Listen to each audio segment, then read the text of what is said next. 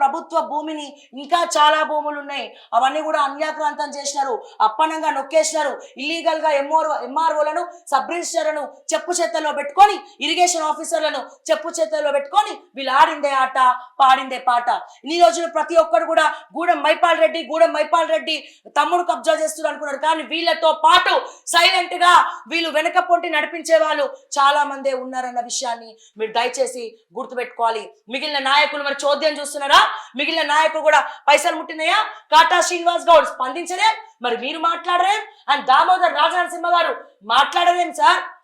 మీరు జిల్లా మంత్రి కదా, పట్టణచేరు మీదే అని చెప్పుకొని తిరుగుతారు కదా, మెదక్ మీదే అని చెప్పుకొని తిరుగుతారు కదా. ఈ సుల్తాన్పూర్ స్టోరీ ఏంది? 30/2 సర్వే నెంబర్ 30/2 సుల్తాన్పూర్ 30/2 ఏంటి? మరి అందులో మీ పేరు ఎందుకు వినబడతా ఉంది? అంటే సిండికేట్ నడుస్తుందా? పట్టణచేరులో సిండికేట్ నడుస్తుందా?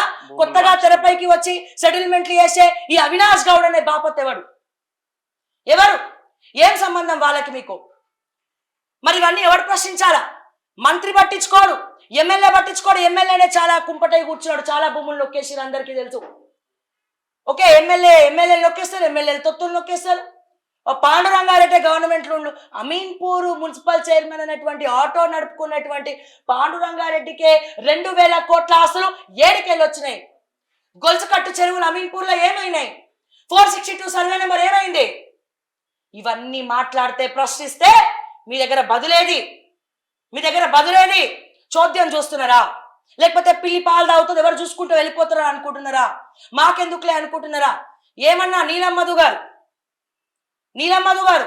చిటుకుల్లో భూములన్నీ చిటుక్కున మింగిండ్రా, గుటుక్కున మింగిండ్రా. ఏ గూట్లో పెట్టిండ్రు? అప్పుడు కేసీఆర్ గూట్లో పెట్టిండ్రా, కేటీఆర్ గూట్లో పెట్టిండ్రా, బీఆర్ఎస్ హయాంలో మైపాల్ రెడ్డి గూట్లో పెట్టిండ్రా, ఇప్పుడు రేవంత్ రెడ్డి జేబులో పెడుతున్నారా? కొండల రెడ్డి, తిరుపతి రెడ్డి కప్పనంగా అప్పగిస్తున్నారా? దీపాదాస్ మున్షి గారికి రాసిస్తున్నారా? వేణుగోపాల స్వామి గారి ఆలయ భూములు ఏమైనాయి? దేవాదాయ శాఖ భూములు ఏమైనాయి? ఏ చిటుకుల్లో ఎవడు మింగిండు గుట్టుకున్నా అని చెప్పి నేను నీల మధు గారిని అడుగుతున్నా. కబ్జా పెట్టిన వాళ్ళు బీసీ అయినా, ఓసీ అయినా, ఎస్టీ అయినా, ఎస్సీ అయినా, ఎవరైనా సరే తప్పు చేసినోడు తప్పే. ఓకే, మరి మీకు మీరు వేసుకోవాలి ప్రశ్న. కొంతమంది బీసీ కార్డు తీసుకొచ్చి వాడుతున్నారు, కానీ అసలు వాళ్ళు బీసీ. మైపాల్ రెడ్డి ఎవరు? రెడ్డి. ఓసీయా బీసీయా? ఓసీ. మరి కళ్ళు కనబడతలేవు వాళ్ళకి?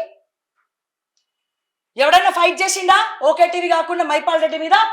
ఇక్కడ కూడా ఆయన రెడ్డి అనే దగ్గర తీసిండు. ఇక్కడ ఈ పెద్ద మనిషి కూడా రెడ్డినే, కాకపోతే రెడ్డిలు అని చెప్పాలి, ముదిరాజుల దగ్గర పోయి ముదిరాజు అని చెప్పాలి. ఎవరికి తెలియదండి?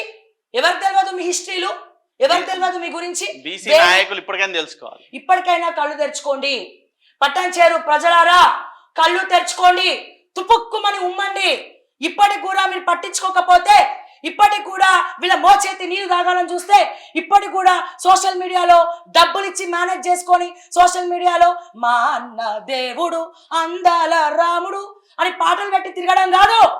ఫీల్డ్లో ఎన్ని భూములు నొక్కేసి మీకు రావాల్సినటువంటి ప్రజల సొమ్ముని ఏ రకంగా వీళ్ళ సొంత పెత్తనాలకి వాడి రౌడీలను పెట్టి బెదిరిస్తున్నాడో అర్థం చేసుకోండి.